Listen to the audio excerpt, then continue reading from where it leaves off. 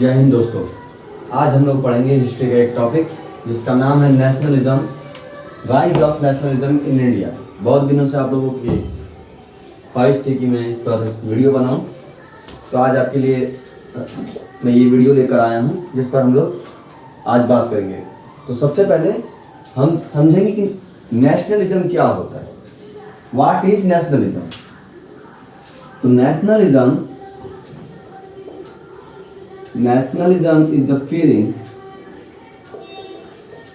is the feeling of love and pride towards our country.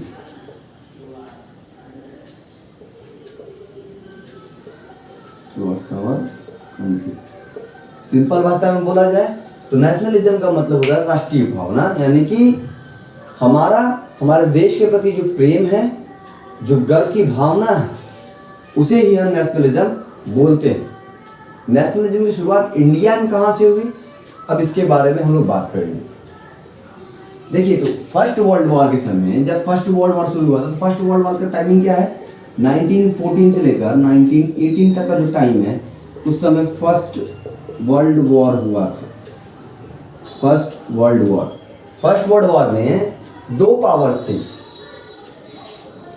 एक central powers जो central में है, एक है alliance power. Central power and alliance power. Central power में जो देश है उनका नाम है रशिया, ब्रिटेन, अमेरिका, जापान। ये जो देश है ये सेंट्रल पावर में। इधर आ जाइए, ऑस्ट्रिया, हंगरी, जर्मनी, ये जो देश है ये अलायंस पावर। और बाकी जो जर्मनी ऑटोमन एम्पायर में भी आ जाएगा। तो मेरे कहने का मतलब, भारत में नेशनलिज्म की शुरुआत यहीं से शुरू हुई। सबसे पहले हमारा टॉपिक आएगा कि 1914 से लेकर 1918 के बीच में जो वर्ल्ड वॉर हुआ, उसमें ब्रिटेन ने भी हिस्सा लिया था। और इंडिया जो है उसमें ब्रिटेन के मतलब भारत पर उसमें ब्रिटेन का राज था। तो जब भारत पर ब्रिटेन राज कर रहा है, तो ब्रिटेन की तरफ से लड़ने वाली सेना कौन सी है, भारत के लोग लड़ रहे हैं ब्रिटेन की तरफ से। सिंपल भाषा में बोला जाए कि अगर भारत में ब्रिटेन राज कर रहा है, तो ब्रिटेन भारत के लोगों को अपनी तरफ से लड़ने के लिए भेजेगा, जिससे भारत में सबसे पहले किस चीज की कमी होगी, अगर पीपल्स, लोगों की कमी होगी, लोग युद्ध कर रहे हैं हमारे, ठीक है। दूसरा, अगर कोई देश युद्ध करता है तो वो अपने डिफेंस के एक्सपेंडिचर को बढ़ाता है, अपने डिफेंस के खर्चे को बढ़ाता है, डिफेंस पर लगाए गए पैसे को बढ़ाता है। और उसका रिकवरी वो कैसे करेगा, भारत के लोगों पर टैक्स बढ़ाकर, चीजों के सामान के दाम बढ़ाकर।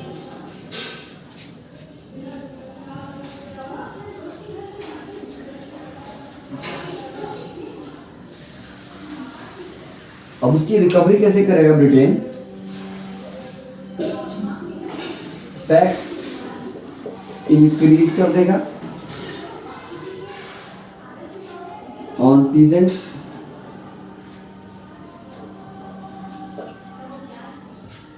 इंक्रीज द प्राइस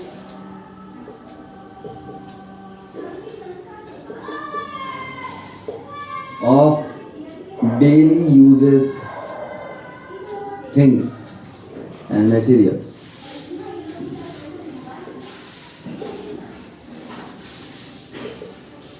इससे वो कवर करेगा। अब ब्रिटेन हमारे लोगों के टैक्स बढ़ाकर, किसानों के ऊपर टैक्स बढ़ाकर, जरूरी सामानों के दाम बढ़ाकर ब्रिटेन अपना डिफेंस का खर्चा निकालेगा, जिससे होगा क्या, हमारे लोगों में असंतोष पैदा होगा, जिससे राष्ट्रीयता की भावना अपने आप जन्म लेगी। ठीक है, अब हम लोग नेक्स्ट टॉपिक पढ़ेंगे।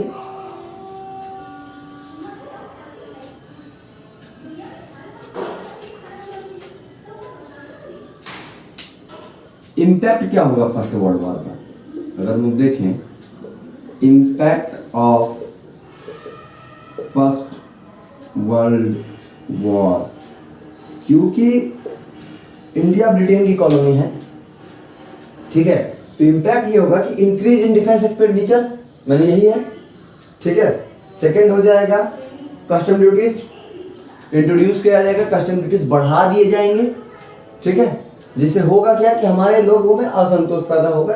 ये यही पॉइंट है, इससे इतना ही प्रभाव होगा और कुछ नहीं ज्यादा।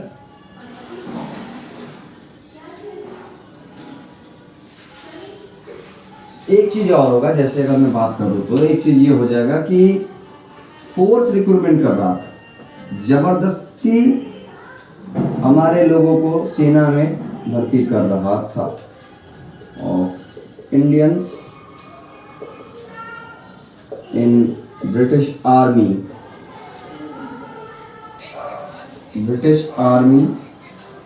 For war, force recruitment for British army in war, of Indians in British army for war. यानी कि ब्रिटेन कर क्या रहा है, भारत के लोगों का जबरदस्ती यानी फोर्सफुली ब्रिटिश आर्मी में रिक्रूटमेंट कर रहा है वॉर के लिए।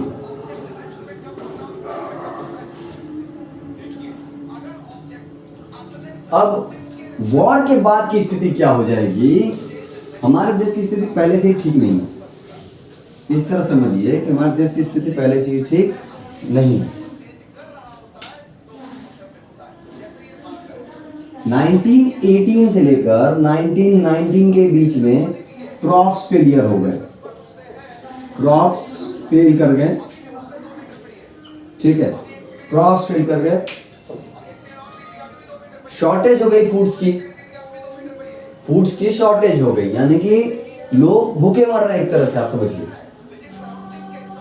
और कई सारे लोग बीमार पड़ गए इन्फ्लुएंजा बीमारी की वजह से, ठीक है ना।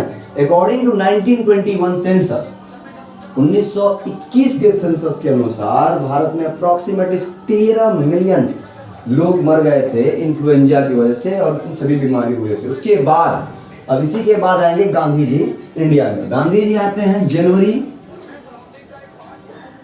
गांधी जी इंडिया में आए थे जनवरी 1915, जनवरी 1915 Gandhi return to India, Gandhi return to India, और एक आइडिया अपने साथ लाते हैं जिसका नाम था सत्याग्रह। एक आइडिया अपने साथ लाए थे जिसका नाम था सत्याग्रह। और इस आइडिया का मतलब है कि the idea of non violence, कि हमें हिंसा नहीं करनी है, यही इसी आइडिया को कहते हैं द आइडिया ऑफ सत्याग्रह। सत्याग्रह का मतलब क्या है कि सत्य की राह पर चलेंगे, सत्य के साथ आग्रह करेंगे, ठीक है, बिना किसी हिंसा के। सबसे पहले फाइट विद यूजिंग वेपन्स, बिना वेपन्स के फाइट करेंगे। गांधी जी 1906 में 1906 में गांधी जी साउथ अफ्रीका में थे।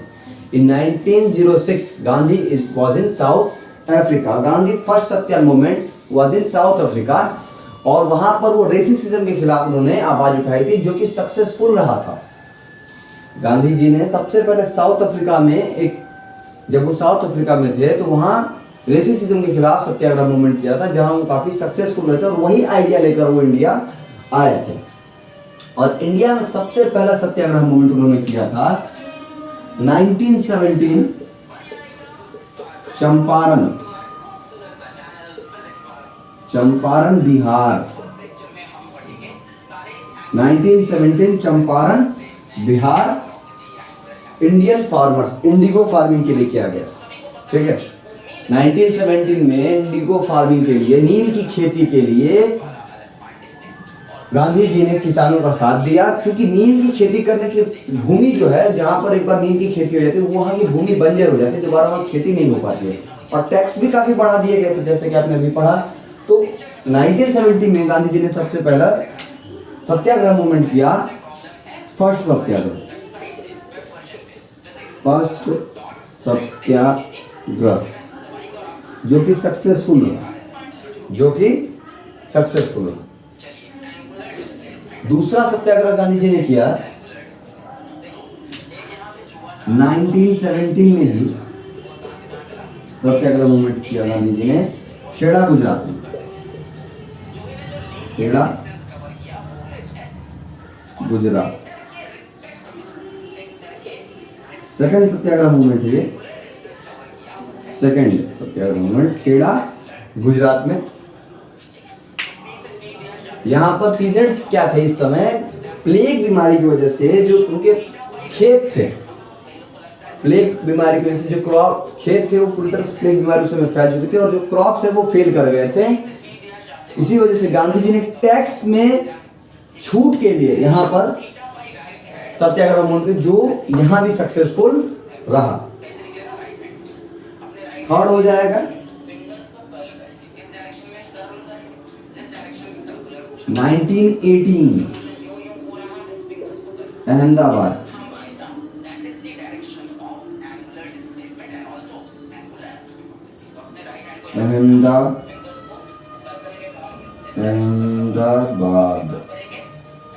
अहमदाबाद में गांधी जी ने अपना थर्ड सत्याग्रह मूवमेंट किया था, ठीक है, कॉटन मिल वर्कर्स के लिए, और ये भी सक्सेसफुल रहा था।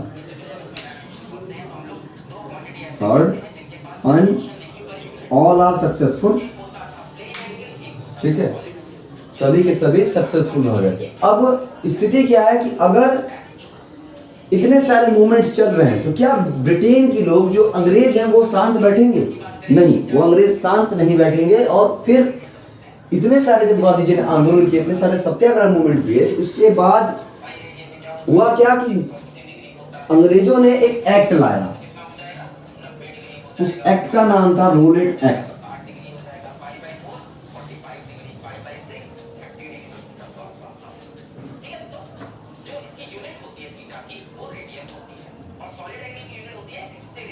उस एक्ट का नाम था रॉलेट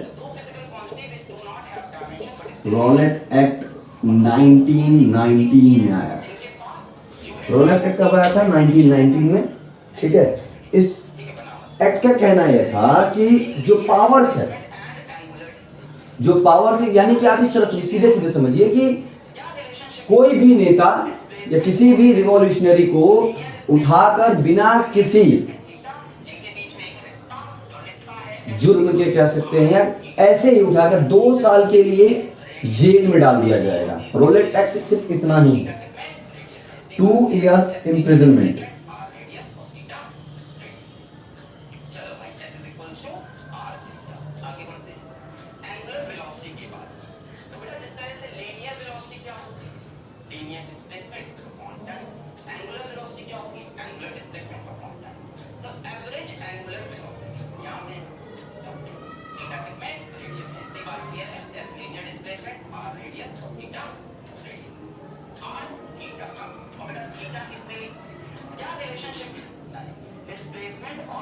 इसके बाद इसके विरोध में गांधी जी यहाँ पर सत्याग्रह कर रहे थे, ठीक है। तो 6 अप्रैल को गांधी जी ने 6 अप्रैल 2 years इम्प्रिजनमेंट, बिना किसी जुर्म के 2 साल के लिए जेल, ठीक है। मनमाने ढंग से 6 अप्रैल को गांधी जी ने हड़ताल किया। 6 अप्रैल गांधी जी ने हड़ताल कर दिया। गांधी स्टार्टेड हड़ताल, शॉप क्लोज हो गए, स्ट्राइक कर दिया लोगों ने, शॉप क्लोज हो गए और जगह जगह पर विद्रोह चालू हो गए इसके खिलाफ।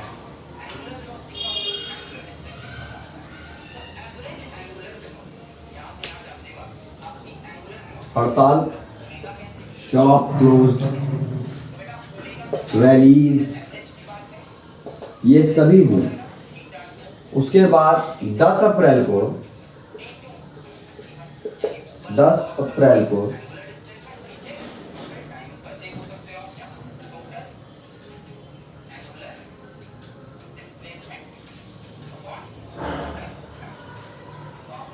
इससे पहले गांधी जी को दिल्ली जाने से रोक दिया गया था। Gandhi stop from going Delhi.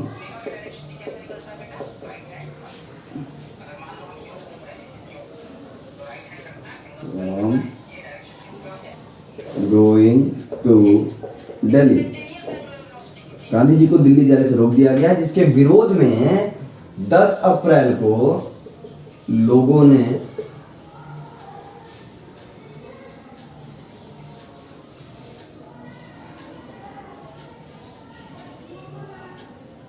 जगह जगह वायलेंस करना चालू कर दिया। ठीक है,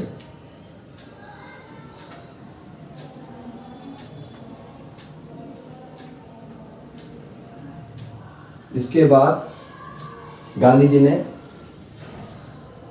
आप कह सकते हैं कि सत्याग्रह मूवमेंट वापस ले लिया। फिर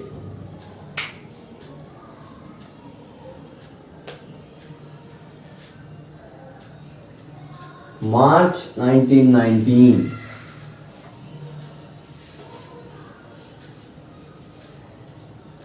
मार्च 1919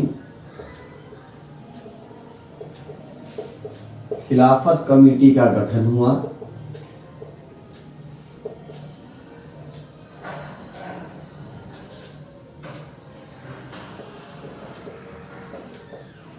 खिलाफत कमेटी का गठन हुआ, जिसके 2 सदस्य थे। एक थे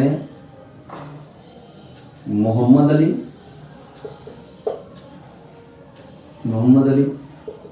दो भाई, एंड शौकत अली।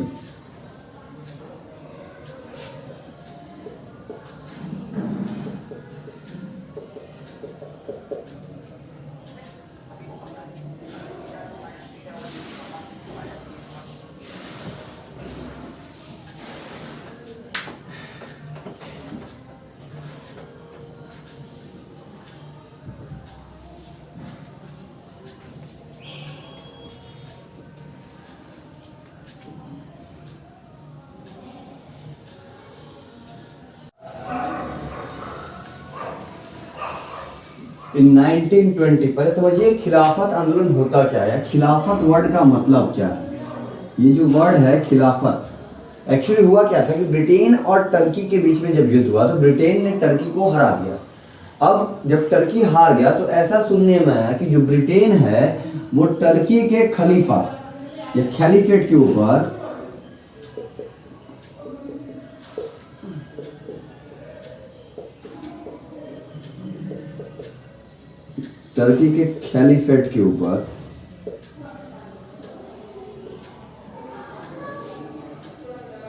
खलीफेट को पनिशमेंट देने वाला है, और कुछ ज्यादा ही बड़ा पनिशमेंट दे रहा है, जिसके विरोध में जो बात इंडियन मुस्लिम्स को पसंद नहीं आई, क्योंकि वो खलीफेट को बहुत इज्जत देते थे। इस वजह से उन्होंने खिलाफत मूवमेंट चालू किया। अब गांधी जी ने जब देखा कि ऐसे नहीं काम चलेगा, ऐसे छोटे मोटे आंदोलन करने से काम नहीं चलेगा, एक ऐसा आंदोलन होना चाहिए जिसमें सारा देश, सारी कम्युनिटी साथ में जुड़ी हुई हो। तो जब गांधी जी ने ऐसा सोचा तो उन्होंने किया क्या कि वो इन दोनों भाइयों से मिले, मोहम्मद अली और शौकत अली से। उन्होंने उनसे बोला कि आप लोग अपना खलीफेट मूवमेंट साथ में लेकर चलिए और हम अपना स्वराज मूवमेंट साथ में ले चलेंगे, जिसका मतलब होता है पूर्ण स्वतंत्रता, पूरी तरह से आजादी, एब्सोल्यूट फ्रीडम, पूर्ण स्वराज। हम लोग स्वराज मूवमेंट को लेकर चलते हैं और अपना खलीफेट मूवमेंट लेकर चलिए और हम लोग साथ में करेंगे। इसके लिए गांधी जी और मोहम्मद अली और शौकत अली पूरे देश में घूमे और उन्होंने लोगों को जोड़ने का प्रयास किया। 1920 में सितंबर 1920 में कांग्रेस, कलकत्ता के कांग्रेस सेशन में, क्योंकि पहले क्या था कि जो इंडियन नेशनल कांग्रेस है वो इस बात से को मानने के लिए तैयार नहीं थी, लेकिन 1920 में क्या कहता कि कांग्रेस सेशन में गांधी जी ने इंडियन नेशनल कांग्रेस को इस बात के लिए कन्विंस कर लिया कि हम लोग इस मूवमेंट को चालू करेंगे। ठीक है, मूवमेंट का क्या नाम था आप सबको मालूम है। मूवमेंट का नाम है नॉन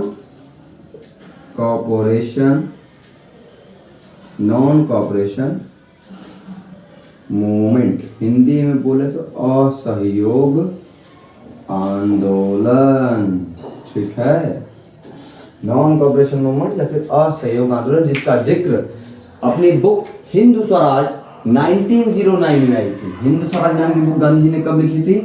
1909 में गांधी जी की बुक है हिंद स्वराज, जिसमें गांधी जी ने इस बात का जिक्र किया था कि अंग्रेज हमारे ऊपर इसलिए राज कर पाए क्योंकि हमने उनको कोऑपरेट किया। अगर हम लोग उनको कोऑपरेट ना करें तो वो लोग 1 साल के अंदर ही हमारा देश छोड़कर चले जाएंगे। और नॉन कोऑपरेशन मूवमेंट है क्या?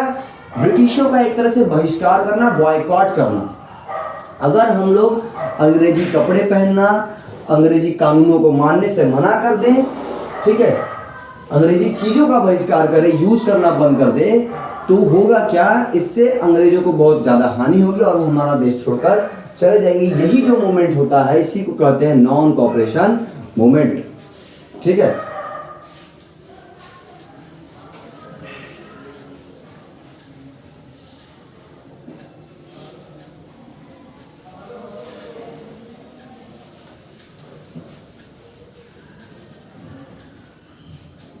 इसमें करना क्या होता है कि सर्विसेज, जितनी भी सर्विसेज हैं अंग्रेजों द्वारा दी गई, टाइटल्स, इन सभी का बॉयकॉट कर दिया जाता है।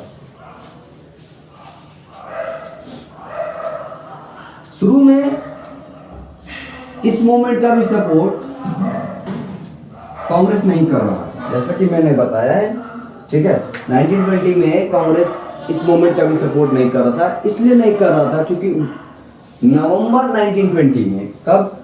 नवंबर 1920 में इलेक्शंस आने वाले थे और कांग्रेस का ऐसा मानना था कि अगर वो उस इलेक्शन में जीत जाते हैं या उस इलेक्शन का हिस्सा बनते हैं, काउंसिल के इलेक्शन आने वाले थे नवंबर 1920, कांग्रेस नॉट सपोर्टिंग,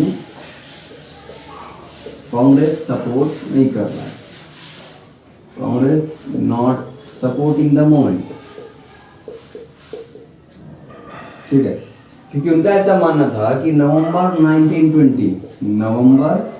1920 में काउंसिल के इलेक्शन आने वाले थे, काउंसिल इलेक्शंस,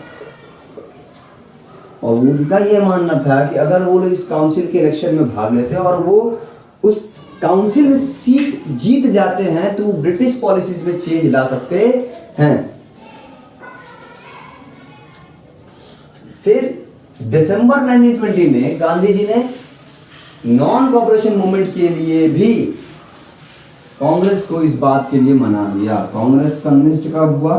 दिसंबर 1920, कांग्रेस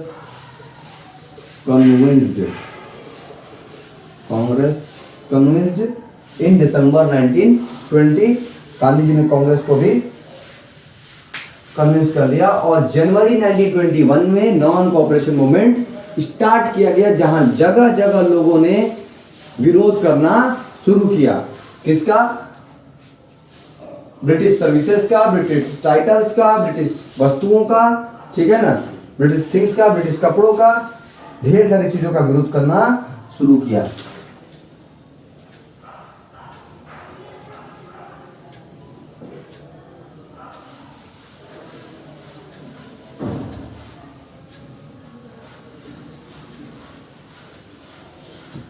अब अगर कोई मूवमेंट चल रहा है तो सारे देश में, हमारा देश ऐसा देश है जहाँ पे अमीर, गरीब, मिडिल क्लास सभी तरह के लोग हैं, तो सब लोग अपनी अपनी तरह से भाग लेने की कोशिश कर रहे थे और गांधी जी का साथ देने की कोशिश कर रहे थे, देश का सहयोग करने की कोशिश कर रहे थे। Differing stands with in the movement, लोगों के अलग अलग मत थे इस बारे में, अलग अलग तरीके थे।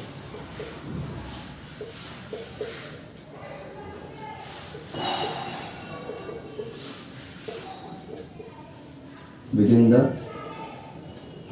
movement, पहला आएगा मिडिल क्लास। अब मिडिल क्लास इसमें किस तरह से भाग ले रहा है देखिए। जब मिडिल क्लास है वो फॉरेन क्लॉथ्स को यूज करना बंद कर देगा, उन्होंने फॉरेन कपड़ों का बहिष्कार कर दिया, सर्विसेज का बहिष्कार कर दिया, ठीक है ना, इंडियन टेक्सटाइल्स का बहिष्कार कर दिया। विलेज में क्या हो गया, गांव में इन्होंने क्लॉथ को अबोलिश कर दिया, cloth abolish, textiles mills close हो गए।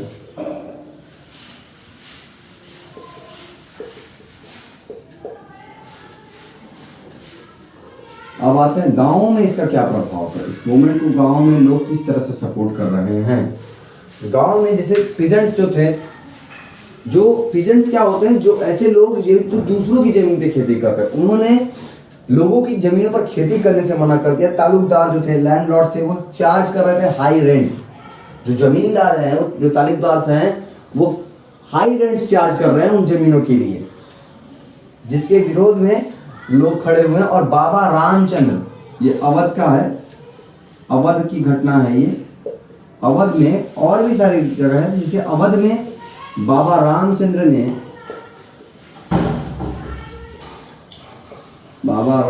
ने एक रूल लाया, नाई धोबी बंद, नाई धोबी बंद। जैसे उनका ये कहना था कि हम उनको सपोर्ट करना छोड़ देंगे, उनकी छोटी छोटी जरूरतों को पूरा करना बंद। जैसे कि नाई का मतलब है जो बार्बर जो होते हैं, जो बाल काटते हैं, वो बाल नहीं काटेंगे अंग्रेजों के। जो धोबी होते हैं, यानी कि जो कपड़े धोते हैं, वॉशरमैन, वो कपड़े नहीं धोएंगे अंग्रेजों के। ये सारे काम बंद कर देंगे। और पंडित जवाहरलाल नेहरू ने इस बात का सपोर्ट कर दिया। पीटी नेहरू ने और बाबा रामचंद्र ने इस बात का सपोर्ट किया।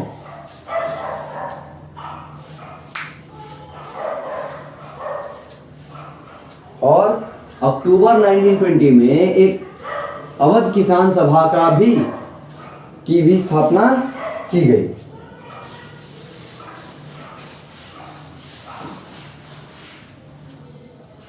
और जिसके लगभग 300 से भी ज्यादा ब्रांच खोले गए। और बाद में गांव में ये जो मूवमेंट है, ये काफी वायलेंट रूप ले लिया, क्योंकि लोग गांधी जी के नाम पर वो ये बोल देते थे कि जैसे अगर कहीं हिंसा हो रही थी, बोलते गांधी जी ने मुझे ऐसा बोला है। ट्राइबल पॉपुलेशन भी ऐसा हुआ। जैसे जो ट्राइबल पॉपुलेशन थी, वहां के लोग एरिया, जो उनका एरिया था, उसको सीमित कर दिया गया था अंग्रेजों के द्वारा कि आप लोग इतने ही एरिया में, या फिर उनके एरिया को हथियाया जा रहा था। जो जंगल में लोग रहते हैं, उनको ट्राइबल्स लोग कहते हैं, तो उनके एरियाज को अंग्रेज अपने अंडर लेना चाह रहे थे, जिसके विरोध में ट्राइबल्स लोगों ने विरोध करना चालू किया। और उनका भी एक हीरो निकला। जैसे कि विलेज में, अवध में बाबा रामचंद्र थे। तो अगर मैं साउथ में जाऊं,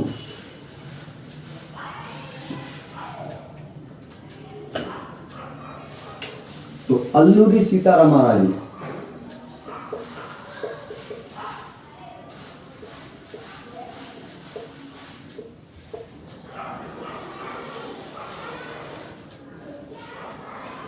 ट्रिपल आर मूवी में रामचरण ने इन्हीं का रोल किया था। अल्लूरी सीतारामराजू, इनका यह मानना था कि इनके पास स्पेशल पावर्स है, इनका गोली बंदूक कोई कुछ नहीं बिगाड़ सकता। ठीक है, अगर बुलेट भी नहीं लग गई तो ये सरवाइव कर जाएंगे। इन्होंने उन ट्राइबल लोगों के हक में बहुत सारे लड़ाइयाँ लड़ी, युद्ध की। लेकिन हाँ, ये गांधी जी के फुल सपोर्टर थे। ये कहते थे कि हमें शराब नहीं पीना चाहिए, हमेशा सच बोलना चाहिए। लेकिन एक बात से गांधी जी डिफरेंट करते थे कि बिना हिंसा के हम युद्ध नहीं जीत सकते, हम अंग्रेजों को भगा नहीं सकते। तो इनका यही मानना था कि अंग्रेजों को मार कर ही भगाया जा सकता है, युद्ध करके ही भगाया जा सकता है। इनका ये मानना था कि हमें खादी पहनना चाहिए। 1920 में ये काफी सक्षम थे युद्ध करने में, गुरिल्ला मूवमेंट, गुरिल्ला वॉर करते थे। ठीक है ना।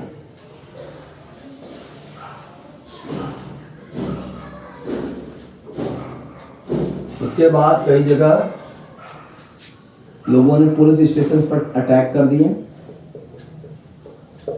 पुलिस स्टेशन पर अटैक हुए।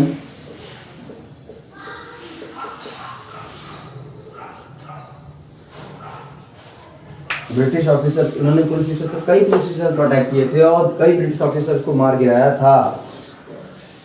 और बाद में अंग्रेजों द्वारा इन्हें पकड़ लिया गया और इन्हें मार दिया गया। आज भी लोग इन्हें हीरो मानते हैं और मरने के बाद भी लोग इन्हें हीरो की तरह ही मानते हैं। आंध्र प्रदेश में, आंध्र प्रदेश में एक ट्राइब है, या कह सकते हैं कि एरिया है, उसका नाम है, नाम से अब प्लांटेशन इन स्वराज या फिर स्वराज इन प्लांटेशन। आसाम में जो लोग चाय की खेती करते थे उन्होंने भी विरोध करना चालू कर दिया। ठीक है, उनका यह कहना था कि हम अंग्रेजों के जो जमीन है या जो जमींदार थे उनके जमीन पर खेती नहीं करेंगे। वो गांधी जी का सपोर्ट करते थे। 1859 में जो एक्ट आया था इनलैंड इरिगेशन एक्ट, उसी के तहत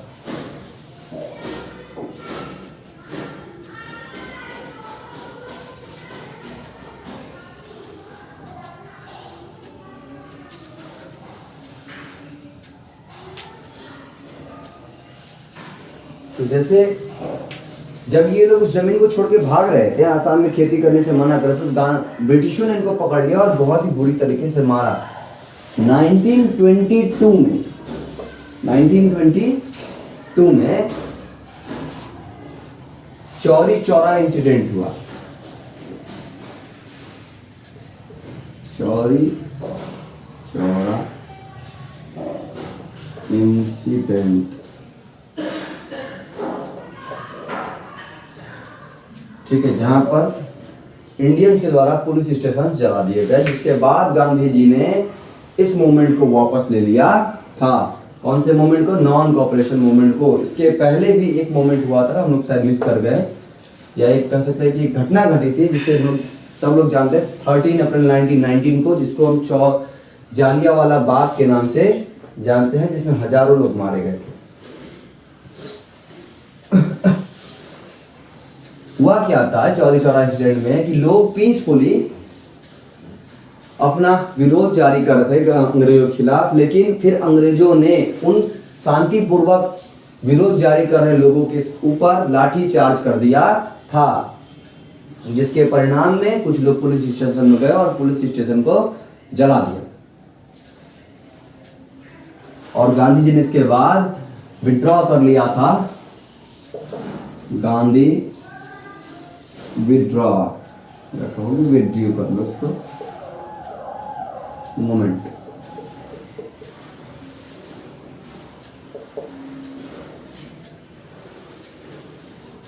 इसके बाद जो अगला मूवमेंट गांधी जी ने किया था उसका नाम था civil disobedience.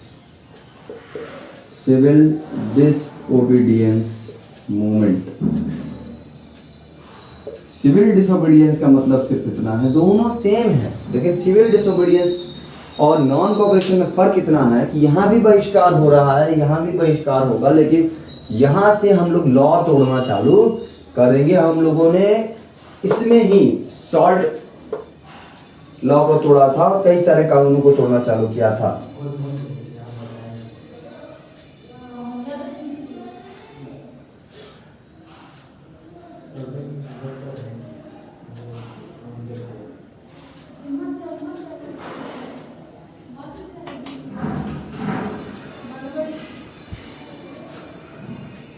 Civil disobedience movement topic है। इसके आगे से हम लोग नेक्स्ट टॉपिक में कंप्लीट करेंगे, नेक्स्ट वीडियो में कंटिन्यू करेंगे, क्योंकि ये चैप्टर काफी बड़ा है, तो हम लोग इसे 2-3 पार्ट में पूरा करेंगे। अभी के लिए सिर्फ इतना ही। आप इसे नोट्स के रूप में भी नोट्स कर सकते हैं। सिविल डिसोबीडियंस मूवमेंट से हम लोग नेक्स्ट वीडियो में, तो जल्द ही मिलते हैं हम लोग नेक्स्ट वीडियो में। इसी के सेकेंड पार्ट से कंटिन्यू होगा और यहीं से कंटिन्यू होगा civil disobedience movement. Thank you. जय हिंद, जय भारत।